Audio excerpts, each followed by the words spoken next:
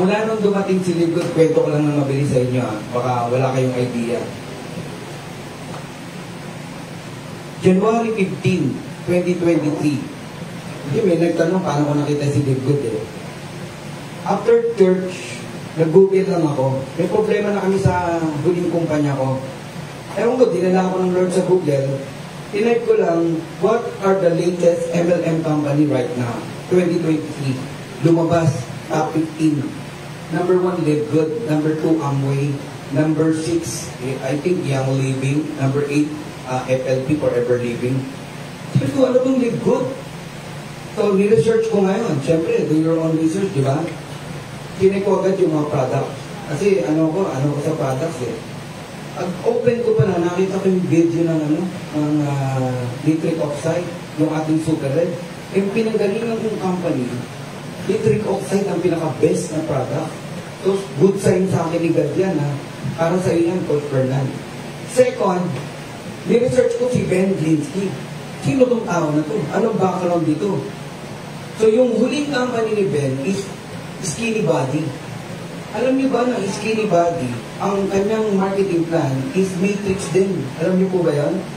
Eh, bakit iniwan ni Ben? Matrix naman pala yun. Okay? Meron pa siyang gustong i-improve. Eh, yung mga may ma-encounter kayo, nagsasabi, iniwan ni Ben yung company. Hindi niya iniwan. Hindi niya inabandon. Binenta niya.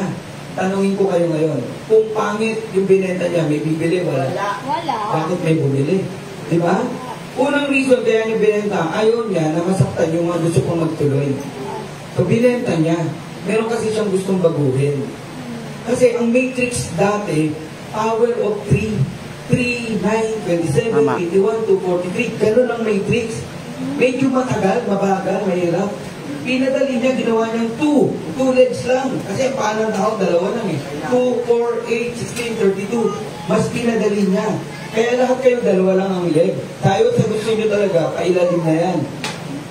Yung huli niyang company, simula pa lang, you need to buy package. At least $150. Alam niyo po ba yun? Tinanggal niya rin yun. Sabi niya, ang bagal pa rin ng membership. Kasi nga, may $150 eh. Pero dito sa Live Good, wala na. Inalis niya na lahat. So, yun yung reason kaya niya binago. One time, nagkakasakin si B, partner B, si Coach B, si tayo ng B, sabi niya sa akin, nagsisimula pa lang siya. Partner, talaga kayang ang Live Good tatagal? Hindi ba ganito, hindi ba ganyan, ganito, ganyan? Ganon. Alam mo, isa lang sinapol ko sa kanya. Ang huling company ni Ben, 9.5 years. Kung 9.5 years ang Skinny na tumagal, sige, same na lang din ang Live Good.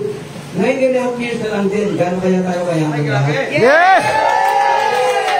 Kung 9 years lang, ha? Kung 9.5 years lang. Pero sa sobrang ganda na ginawa niya, Yes! I can't imagine kung hanggang kailan to. Grabe! Kaya kung nagdadoubt ka pa na kung ito baka tumagal o hindi o what, alisin mo na yung doubt mo. Ako na nag-sure sa'yo. Saan ka naman nakakita ang owner ng company? Eh yung huli nga niya eh.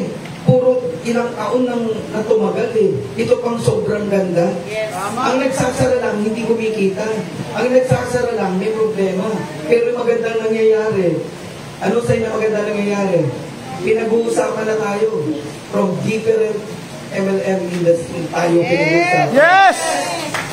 Imbis na ang topic nila, kumpanya nila, produkto nila, ang topic nila, si Live Good. Tama eh! Nagiging trend tayo sa kanila. Although, hindi naman tayo naninira, no? It's a sign na may maganda kay Live Good. O, ano pa ang sign na maganda kay Live Good? Saan ka nakakita? 8 months, platinum in above, ganito karami. 8 months. So, kinuwento ko lang po sa inyo, ha? Kinuwento ko lang sa inyo.